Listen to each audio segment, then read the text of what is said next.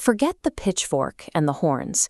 The ultimate villain of the biblical story began as Lucifer, an intelligent, high-ranking guardian cherub. Stationed in the full presence of God, Lucifer occupied the peak of the heavenly hierarchy. But his loyalty wavered when God created mankind, a species that appeared feeble, vulnerable, and, to an angelic being of light, deeply inferior. Lucifer viewed the elevation of these pathetic animals as a cosmic injustice. God's plan was to crown this weak race with glory and honor, eventually granting them authority to judge the angels. To Lucifer, serving such limited creatures was an insult to his own perfection. He launched a tactical strike in the Garden of Eden to prove God was making a mistake. By deceiving the first humans into a single act of rebellion, he successfully triggered the fall of the entire race, demonstrating that these creatures were incapable of fulfilling God's design. The fallout stripped the guardian cherub of his status. Lucifer, the bearer of light, died, and Satan, the adversary, was born. He didn't fall alone. A third of the angelic host joined his cause, convinced that humanity was a failed experiment. Satan's strategy relied on God's holiness. He anticipated that divine justice would necessitate the immediate annihilation of the corrupted humans, proving that the blessing should have remained with the angels all along. Instead, God sought the humans out in their shame, covered them, and performed the first sacrifice to stand by their side. This act of mercy shattered Satan's tactical logic, initiating a millennial-long war for the soul of a species that shouldn't have survived. Transitioning into the accuser, Satan weaponized God's own justice. His logic was simple. If he could push humans into sin, God's own laws would legally obligate the Creator to destroy them. This cynicism met its first major defeat with a man named Job. Satan stripped him of everything, betting that human faith was only as strong as the blessings that supported it. When Job refused to curse God, it proved a human could remain upright despite total vulnerability, dealing a blow to Satan's cynical formula. To counter this, Satan turned to the law of Moses. By highlighting the gap between God's purity and human failure, the adversary used these strict rules to expose the filthy rags of human conduct, leading generations of leaders into pride and disobedience. He maintained this legal pressure until the prophet Zechariah saw a vision of a high priest being cleansed of his sin in a single day. In response, Satan began hunting through the scriptures, obsessively looking for clues to stop a redemptive plan that threatened to erase his life's work. Satan had built his entire operation on a rigid framework of behavioral traps.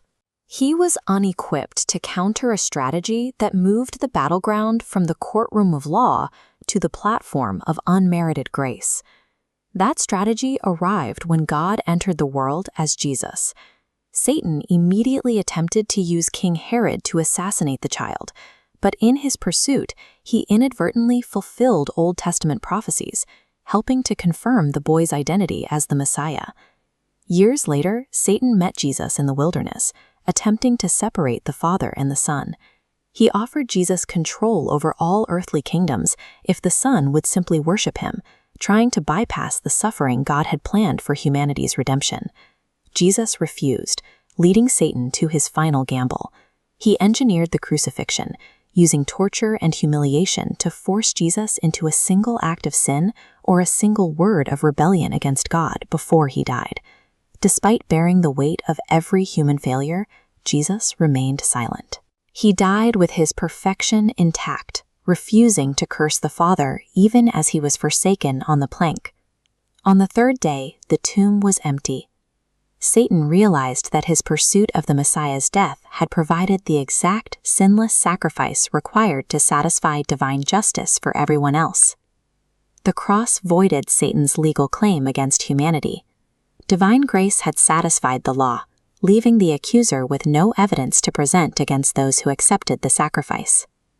Loss of his legal platform transformed the calculating accuser into a rage-fueled devourer. He began prowling the earth, targeting the elect, those protected by the sacrifice, hoping to lure them back into the sin that once gave him power. Facing a resurrected Savior, Satan attempted to mimic divine authority by forming his own unholy trinity. He empowered a beast and a false prophet as dark reflections of the Son and Spirit, deceiving humanity into a global worship system centered on the dragon. This mimicry grants Satan a momentary taste of the supreme elevation he has craved since his time as a cherub. For a brief window, he sits at the center of a global empire. But his devolution into a devourer proves that his original angelic nobility has been consumed by a frantic need for control. He is no longer a strategist, he is a predator. The end comes swiftly at Armageddon. When true divine authority returns, the counterfeit trinity is captured without a battle and tossed into a lake of burning sulfur. Satan is imprisoned for 1,000 years.